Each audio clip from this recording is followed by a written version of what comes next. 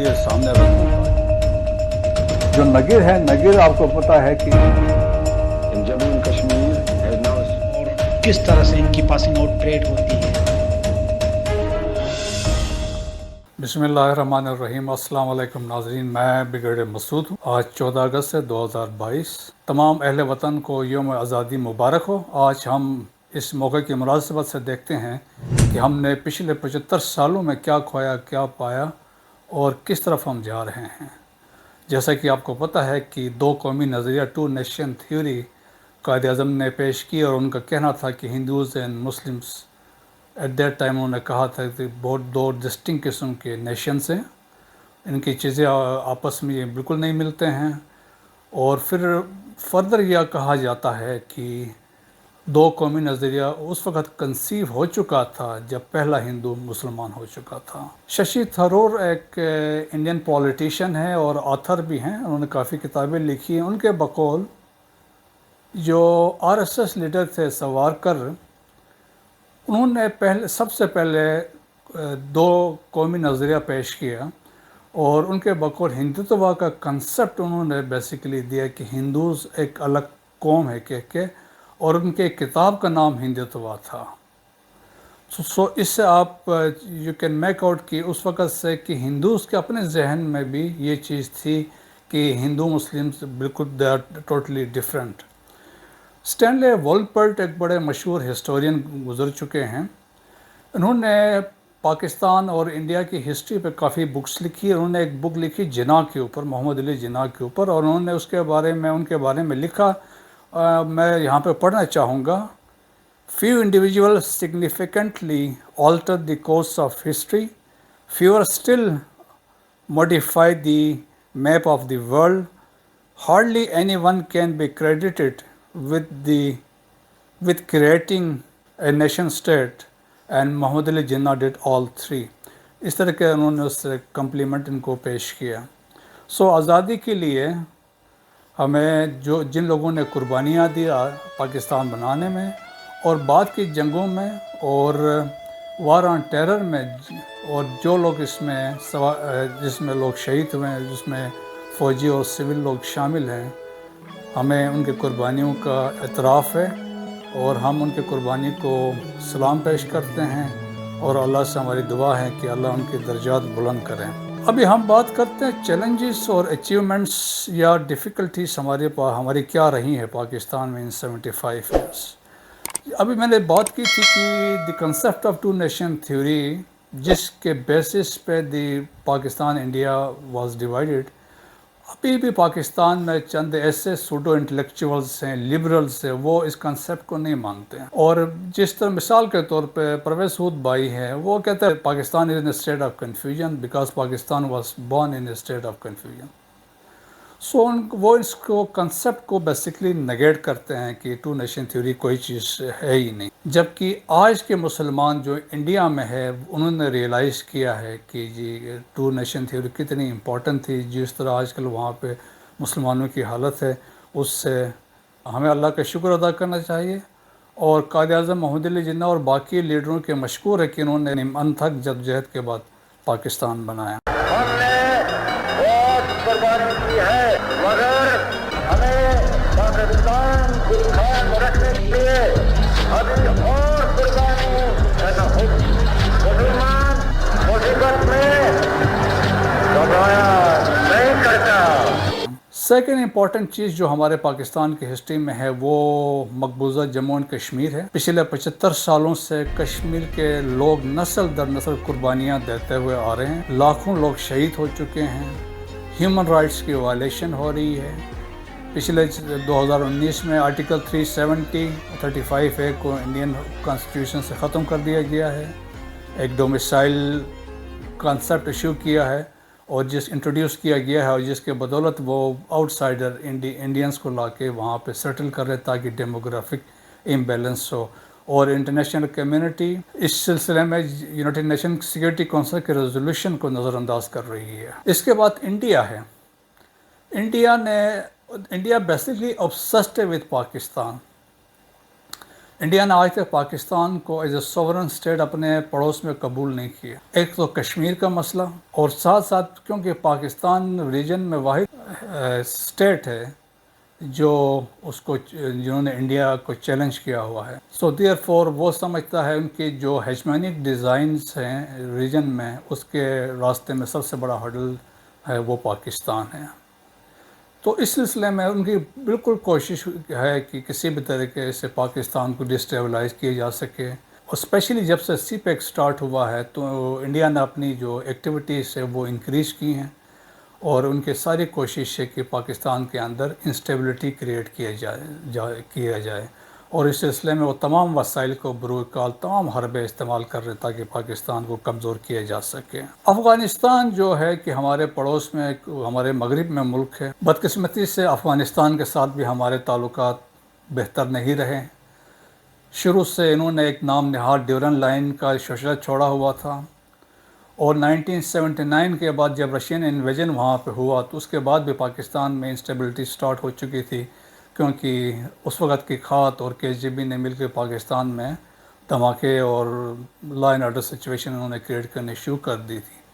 تاہم میکسیمم جو نقصان پاکستان کو اٹھانا پڑا وہ 9/11 کے بعد تھا، جب طالبان کی حکومت ختم ہوئی اور وہاں پہ جب امریکنز آ گئے تھے تو پھر اس وقت تمام وہاں پہ جو ٹیررسٹ تھے وہ ایسٹ وائل فاٹا میں آ گئے تھے، کچھ تو سیٹل ایریاز میں آ گئے تھے، جس کے بعد پاکستان میں دھماکوں کا ایک نہ رکنے والا سلسلہ شروع ہوا تھا.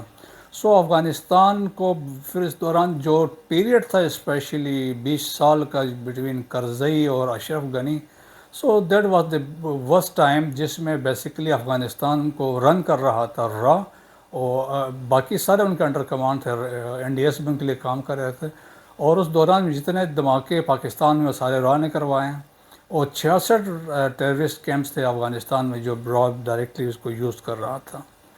ایران کے ساتھ ہمارے تعلقات جو ہیں بڑے فلیکچویٹ ہوتے رہتے ہیں، فریجائل قسم کے ہمارے تعلقات رہے ہیں، کیونکہ ہر ملک جو ہے اپنے نیشنل انٹرسٹ میں کام کرتا ہے. ایران اور انڈیا چابہار کو ڈیولپ کر رہے تھے، لیکن جب سے گوادر کی ڈیولپمنٹ سٹارٹ ہوئی ہے تو ایران کو بھی اس سلسلے میں تھوڑی سی اس میں ان کو بھی پریشانی ہے، کیونکہ گوادر جب آپریشنل ہو جائے گا فل تو پھر وہ اس کی چابہار کی امپورٹنس ختم ہو جائے گی. چابہار میں انڈیا کی بڑی کوشش تھی کہ انہوں نے وہاں سے ایک ہائی وے بھی بنانے کی کوشش کی تھی، زرنج سے دلارام ہائی وے تھی جو چابہار سے نکلتی تھی اور قندھار ہرات کو بھی ٹچ کرتی تھی، قندھار سے کابل، مزار شریف اینڈ سینٹرل ایشیا. اور یہ کنسپٹ انڈیا کا تھا اور یہ سلسلہ کیا تھا، لیکن بٹ سم ہاؤ اب یہ مٹیریلائز ہوتے ہوئے نظر نہیں آتا ہے. یونائٹڈ اسٹیٹس کے ساتھ ہمارے تعلقات اگین نیشنل انٹرسٹ کی بات ہے. جب تک it was in the interest of United States تو وہ پاکستان کے ساتھ بہت اچھا تھا اور پاکستان کو ہر جگہ واہ کرتا تھا. But with the passage of time ابھی جس طرح وہاں سے ان کی ایگزٹ ہوئی ہے اس کے بعد انہوں نے سارا ملبہ پاکستان پہ گرا دیا کہ پاکستان کی وجہ سے ہمارے ساتھ یہ ہوا ہے، جبکہ وہ بیسیکلی دہائی کارڈ سائن کر کے وہاں سے گئے ہوئے تھے. سو دیئر فور جو کچھ دنیا میں ہو رہا ہے نیشنل انٹرسٹ میں ہو رہا ہے، سو دیئر فور ہمیں بھی اپنا نیشنل انٹرسٹ دیکھنا چاہیے جس طرح باقی ملک دیکھتے ہیں. ابھی ہم بات کرتے ہیں پالیٹکس کی بات کرتے ہیں. پالیٹکس پاکستان کی دیکھیں کہ انفارچونیٹلی ابھی تک ہماری پالیٹکس میں وہ میچورٹی نہیں آئی، اسٹیبلٹی پالیٹکس میں ابھی تک نہیں ہے. اس میں بالکل یہ ایک وہ فیکٹر ہے کہ مارشل لاز پاسٹ میں لگتے رہے، ایک وہ فیکٹر تھا، لیکن جہاں پہ ڈیموکریسی تھی وہ بھی پنپ نہ سکی. اور اس کے وجوہات یہ ہے کہ پالیٹیشین ایک دوسرے کی لیگ پولنگ میں انوالو ہیں، ایک دوسرے کے خلاف انڈگنیفائڈ لینگویج یوز کرتے ہیں، ایبیسیو لینگویج یوز کرتے ہیں، ایون فیملیز کو وہ اسپیئر نہیں کرتے ہیں. تو وہ ایسا ایک قسم کی انفارچونیٹ سچویشن ہے کہ ہمارے آپ دیکھیں پچھلے 75 سال میں کوئی پرائم منسٹر اپنے 5 سال پورے نہیں کر سکا. سو دیئر فور سچویشن پالیٹکس میں بھی ہمارے لیے کوئی انکریجنگ نہیں رہی ان دی پاسٹ. پھر اوپر سے ہماری اکانومی دیکھیں، ہماری اکانومی کسی زمانے میں لوگ بتاتے ہیں ہسٹری میں کہ 60s میں ہماری بڑی اچھی اکانومی تھی، ہم لوگوں کو قرضے دیا کرتے تھے، اور that was the best time جب پاکستان میں ڈیولپمنٹ ہو رہی تھی. آج ہماری اکانومی میں وہ بات نہیں رہی جو ہم چاہ رہے تھے. ابھی دیکھتے ہیں آگے اس میں کیا ہوتا ہے. اور جبکہ ایز فار ایز پاکستان ان 75 سالوں میں یہ تھا کہ اپنی ملٹری بلڈ اپ اچھی ہو گئی ہے، ملٹری پاور بڑی اسٹرانگ ہماری ملٹری ہے، 10th لارجسٹ آرمی ہے، پاورفل آرمی ہے، اور Pakistan has become a nuclear power, یہ کریڈٹ جاتا ہے۔ پھر اس کے علاوہ آرمی کو پالیٹکس میں ڈریگ کرنا، یہ ایک انفارچونیٹ ہمارے پاکستان کے پالیٹکس میں ہے۔ اگر آپ کتاب پڑھیں جناح ایوب کی فرینڈس ناٹ ماسٹر، تو انہوں نے اس کتاب میں واضح طور پہ لکھا کہ ان دنوں میں ان دی ارلی 50s میں پولیٹیشین کس طریقے سے آرمی آفیسرس کو اپروچ کر رہے تھے اور وہ کیا کرنا چاہ رہے تھے، آرمی کے اندر بھی ڈویژن کریٹ کرنا چاہ رہے تھے، انہوں نے اپنی کتاب میں واضح لکھا ہے۔ اگر آپ شجاع نواز کی کتاب پڑھیں کراس سورٹس، انہوں نے اس میں بھی واضح لکھا ہوا ہے کہ ویک پولیٹیکل پارٹیز تھی، سسٹم ویک تھا، تو ہمیشہ انہوں نے آرمی کی طرف دیکھا فار میڈیشن اور فار اینی سولوشن۔ تو اس وجہ سے آرمی کو ڈریگ کر کے خود پالیٹکس میں لے کے آتے ہیں، تو انفارچونیٹلی جس کی وجہ سے آرمی کی الگ بدنامی ہوتی ہے، پھر پولیٹیکل انسٹیبلٹی رہتی نہیں ہے۔ وار آن ٹیرر جو ہے، وار آن ٹیرر میں جس طرح میں نے بات کی، جو پچھلے 20 سال تھے وہ ہمارے لیے بڑے مشکل 20 سال تھے۔ ان 20 سالوں میں 86,000 کے قریب پاکستانی سول اور فوجی انہوں نے جام شہادت نوش کیا، بہت سارے لوگ زخمی ہوئے ہیں، اور اس کے علاوہ پاکستان کو $150 بلین کا نقصان ہوا۔ سوچ سے امیجن کر سکتے ہیں کہ ہماری اکانومی کیوں نہیں ہم بلڈ کر سکیں، کیونکہ اتنے لاسز ہمارے ہو رہے تھے، تو ہمیں اسٹیبلٹی اس میں نہیں آ سکی۔ ابھی حال ہی میں کچھ رپورٹس آئی ہیں سوات سے کہ جہاں پہ کہ کچھ کیسز رپورٹ میں جہاں پہ طالبان ٹیررسٹ وہاں پہ رپورٹ کیے گئے ہیں، لیکن کچھ لوگوں نے پینک کریٹ کرنے کے لیے پرانی ویڈیوز بھی شیئر کی ہیں۔ لیکن ایشور کرنا چاہوں گا کہ جی یہ ایسا نہیں ہے، جو رسپانسیبل ہیں سیکیورٹی فورسز میں ان کو پتہ ہے کہ کس وقت کیا ایکشن لینا ہے، تو ہمیں اس پہ فکر نہیں کرنا چاہیے۔ پھر آپریشن رد الفساد کی بڑی کامیابیاں تھیں۔ شروع میں آپ نے دیکھا کہ ہم نے آپریشن المیزان سٹارٹ ہوا، پھر ضرب عضب سٹارٹ ہوا، اور 2017 میں آپریشن رد الفساد سٹارٹ ہوا، اور اس رد الفساد کے دوران اور لاکھوں انٹیلیجنس بیس آپریشنز ہوئے ہیں، ہزاروں لوگ جو تھے ٹیررسٹ وہ اریسٹ ہوئے ہیں، اور ہنڈریڈس کے قریب لوگ مارے گئے ہیں جو ٹیررسٹ تھے، اور اس میں کافی اچیومنٹ تھے۔ پاکستان میں اسٹیبلٹی آئی، اور جو علاقے تھے جہاں پہ بندہ سوچ بھی نہیں سکتا تھا جس طریقے سے وہاں پہ ٹیررسٹ کا غلبہ تھا، وہاں پہ آج کل سچویشن جو ہے بڑی پیسفل ہے، لوگ ٹورسٹ فریکوینٹلی وہ آ رہے ہیں جا رہے ہیں، so therefore credit goes to the security forces اس سلسلے میں۔ اس کے بعد ایک اور فیکٹر جو اس دوران میں جو پاکستان ابھی confronted with is the 5th generation warfare یا ہائیبرڈ وارفیئر ہے۔ انڈیا نے جب دیکھا کہ جی وہ آپ کو فوجی طریقے سے آپ کو قابو نہیں کر سکتے، کیونکہ ان کو پتہ ہے کہ آپ کی کیپیبلٹیز کیا ہے اور آپ کی پوٹینشیلز انہوں نے دیکھی ہے ریسنٹلی، سو دیئر فور انہوں نے کہا instead of doing some thing physically, انہوں نے وہ وہیں بیٹھ کے 5th جنریشن وارفیئر اور ہائیبرڈ وارفیئر کے طریقے سے وہ ایکسٹرنل اور انٹرنل دونوں عوامل کو یوز کریں تاکہ پاکستان کو ڈسٹیبلائز کیا جا سکے۔ تو اس سلسلے میں ایک قسم کے نگیٹو قسم کے پروپیگنڈا ہو رہا ہے کہ نریٹیوز ہیں، تھیمز ہیں، ان کو آگے اس کو سپریٹ کیا جا رہا ہے، اور بدقسمتی سے ہماری یہ ہے کہ پولیٹیکل پارٹیز کی جو سوشل میڈیا بریگیڈز ہیں وہ بھی اسٹیٹ انسٹیٹیوشن کو ٹارگٹ کر رہے ہیں، اور یہ ابھی سے نہیں کر رہے ہیں، کافی سالوں سے یہ کر رہے ہیں، اور تاکہ فوج کو بیسیکلی ملائن کیا جا سکے۔ یہ ہماری بڑی بدقسمتی ہے، اور اس کا مطلب یہی ہے کہ ہم intentionally targeting the state institution whether they are armed forces ہے یا انٹر سروسز انٹیلیجنس ہے، اور یہ ہم بیسیکلی اس طرح کر کے ہم جہاں دشمن تو کر رہا ہے، اگر انٹرنلی ہم کر رہے ہیں تو اس کا مطلب ہے we are serving the interest of our enemies. اور میں نے پچھلے اپنے ویلاگس میں ایمفیسس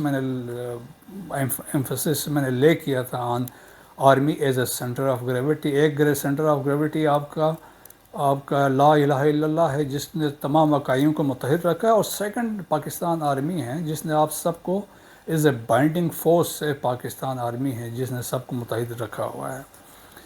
تو ان چیزوں کا کہنے کا مقصد یہ ہے کہ جی آپ کا تعلق کسی بھی جماعت سے ہو، لیکن ملک کی سلامتی میں آپ کا کردار ہے، آپ کی ذمہ داری اس میں ہے کہ ہم سب ذمہ داری کا احساس کریں اور ذمہ داری کا مظاہرہ کریں۔ فیک خبریں، جھوٹی خبریں، نریٹیوز کو ہم لے کے آگے نہ بڑھیں، یا کاپی پیسٹ کر کے چیزیں نہ آگے فارورڈ کریں، یا کوئی چیز انٹینشنلی ہم نہ کریں۔ سیاست سے بالا تر ہو کے ریاست کے ہم نے وفادار بننا ہے، اور یہی سب سے بڑی کہ ہماری جو حب الوطنی ہو سکتی ہے۔ اور صلاح الدین ایوبی نے کہا تھا فوج کے بغیر قوم، اور قوم کے بغیر فوج جو ہے وہ دشمن کے لیے آسان ٹارگٹ ثابت ہو سکتی ہے۔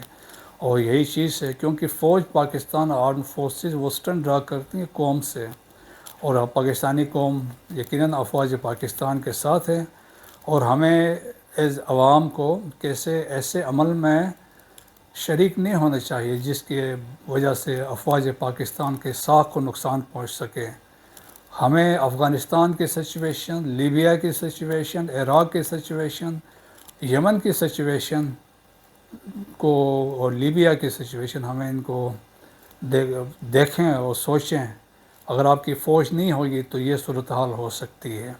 تو کسی نے اس پہ جو میں ہمیشہ کوٹ کرتا ہوں کہ آپ کے ملک میں ہمیشہ ایک فوج ہوگی، اگر وہ آپ کی نہیں ہوگی تو وہ آپ کے دشمن کی ہوگی۔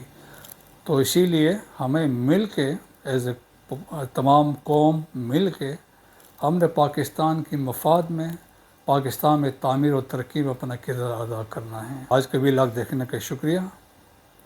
پاک فوج زندہ باد، پاکستان پائندہ باد۔